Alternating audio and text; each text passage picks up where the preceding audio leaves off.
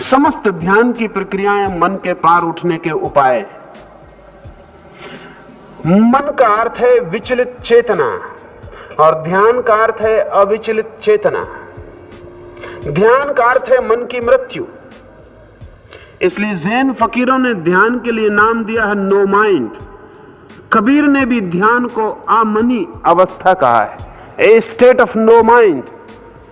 ध्यान का अर्थ है जहां मन न रह जाए, जहां मन न बचे, जहां कोई विकल्प ना हो, जहां कोई द्वंद्व ना हो। अगर एक क्षण को भी मैं इस आंतरिक समता को पा जाऊं, जहां मन में कोई द्वंद्व ना हो, जहां कोई विपरीत भाव ना हो, जहां कोई कलह ना हो, कोई कॉन्फ्लिक्ट ना हो, एक क्षण को भी अगर ये समरसता भीतर आ जाए तो मैं निश्चय को उपलब्ध हुआ।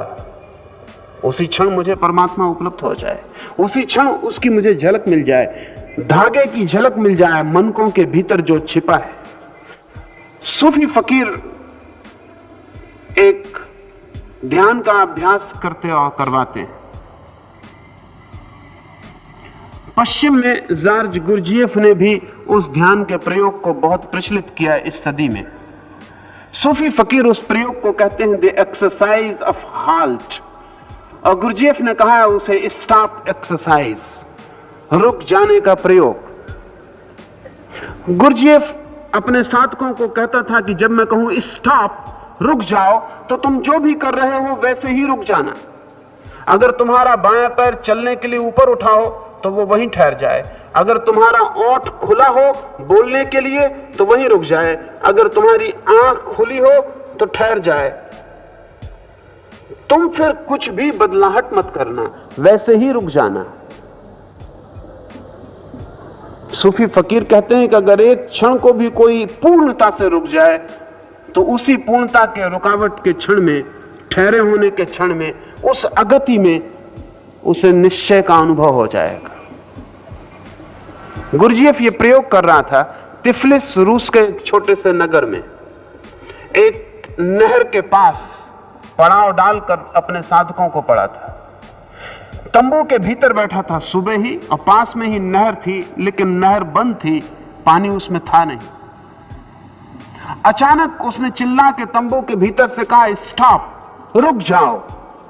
3 साधक नहर को पार कर रहे थे, सूखी नहर को। वे वहीं रुक गए, जो साधक ऊपर थे वे ऊपर रुक गए, और तभी अचानक नहर किसी ने खोल दी, पानी आ गया। पानी को देखकर एक साधक ने सोचा कि गुरजिएफ तो भीतर है तंबू के, उसे क्या पता कि हम कहां फंस गए। अगर मैं रुका तो जान को खतरा है। लेकिन फिर भी वो जब तक गले तक पानी आया तब तक रुका रहा। गले के पानी ऊपर जाने लगा, वो छलांग लगा के बाहर निकल गया। दूसरे साधक ने सोचा कि और थोड़ी देर रुकूं, शायद गुरजिएफ आज्ञा दे दे। लेकिन जब नाक भी पानी में डूबने लगी तो उसने सोचा कि अब पागलपन है, हम यहां ध्यान सीखने आए, कोई जान गंवाने नहीं। और वो पागल भीतर बैठा हुआ, उसे शायद पता भी नहीं है कि बाहर हम नहर में फंस गए। वो भी छलांग लगा के बाहर निकल गया। लेकिन तीसरे साधक ने सोचा कि जब तय ही कर लिया तो अब कोई बदलाहट नहीं। उसके सिर पर से पानी बहने लगा। गुरजिएफ भागा हुआ तंबू के बाहर आया, छलांग लगा के नहर में कूदा। उस तीसरे साधक को बेहोश बाहर निकाला गया। बेहोश बाहर से, शरीर में पानी भर गया, शरीर से पानी निकाला गया। लेकिन जैसे ही उसका शरीर होश में आया, उस व्यक्ति ने गुरजिएफ के चरणों में सिर रख दिया और उसने कहा कि अब मुझे सीखने को कुछ भी नहीं बचा, मैंने जान लिया। गुरजिएफ ने कहा कि इन सब शेष को भी कह दो कि तुमने क्या जाना। उसने कहा कि जिस क्षण मैं जान को भी खोने के लिए तैयार हो गया, उसी क्षण मैंने जाना कि मन भी खो गया। जब तक मेरे मन में जरा सा भी द्वंद्व था कि निकल जाऊं या रुकूं, तब तक मन था, तब तक भीतर कोई चीज चल रही थी, गति थी, विचार थे, हलन चलन था। लेकिन जैसे ही मैंने तय किया कि ठीक है, जान बचे या जाए लेकिन हटना नहीं है, वैसे ही सारे विचार खो गए। पानी तो मेरे भीतर भर गया, लेकिन मैं पहली दफे भीतर विचारों से खाली हो गया। बाहर से तो मेरे प्राण संकट में पड़ गए, लेकिन पहली दफा मैंने भीतर उसके दर्शन कर लिए जिस पर कभी कोई संकट नहीं पड़ सकता है। मैं मर भी जाता तो अब कोई हर्ज न था, क्योंकि मैंने उसकी झलक पाली जो कभी नहीं मरता है। निश्चय का अर्थ है ऐसी अवस्था जहां मन का कोई कंपन ना हो। हर एक साधक के लिए हूँ नथी का बहुत बड़ा महत्व है, जाने में अनजाने में। और कोई भी पद्धति हो, नई पद्धति हो, उपचार विधि हो, उसमें यह एक आधारभूत बात है, हूँ नथी। कार्य तो चलना शुरू ही हो गया था और सीधा इसी ग्रंथि पे चोट पड़ रही थी, सीधा इसी ग्रंथि पे चोट पड़ रही थी।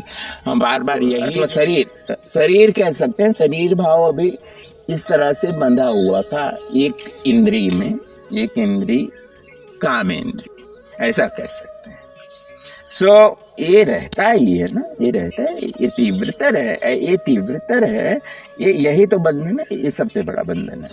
हूँ छू के बाद जो है, पीछे हूँ छू का जो निर्माण कार्य है, उसके बाद इसमें व्यक्ति ये करता ही है, ये करता है, समाज बढ़ाता है, परिवार बढ़ाता है ना, ऐसा करता है ना, वैसा करता है। और इसी इंद्री के माध्यम से वो जो है इसी वासना में जुड़ता रहता है, भ्रमित रूप से जो है सुखी होने का प्रयास का एक सबका एक तीव्रतम अध्याय भ्रमित रूप से सुखी होने का, ये स्त्री पुरुष के रूप में एक दूसरे के साथ जी के निस्वार्थता का भाव, प्रेम का भाव, नहीं भाव अच्छा भी है, दोनों साथियों सहयोगी हों तो अच्छा भी है। उनको जो है पुनः एक बार पूरा ही जो है, जैसे सारा इंद्रियों का, विषय का ना, विकारों का व्यक्ति के प्रति जो गांठें बंधी हों, जीवन में जो गलती दृष्टियों में हुई हो, देखने में, करने में,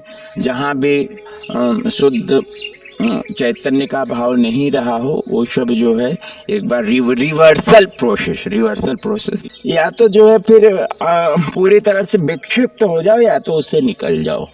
तो विक्षिप्त मतलब कि बस जो है जहाँ है वैसे पड़े रहो जड़ की तरह। लेकिन हमें तो जो पहले से ही जो एक ऐसा स्वभाव बना हुआ है कि निकलने का स्वभाव, मुक्त होने का स्वभाव, तो वो हमने चलने दिया। और 17/5 को जो है अच्छा जो है उसका सब भाव प्रकाश है, अनुभूतियों की चीजें हैं, वो जो है वो हम आज हम ऐसा कह रहे हैं। लेकिन जो परम आकाश, परम चिदाकाश में, परम चिदाकाश, महाचिदाकाश जियो, उसमें जो भी हर्डल्स थे, रुकावट आती थी, वो रुकावट पूरी तरह से दूर हुई, इतना ही हम कह सकते हैं। बहुत ही अहोभाव आप सभी के प्रति रखते हुए ओम ओम ओम।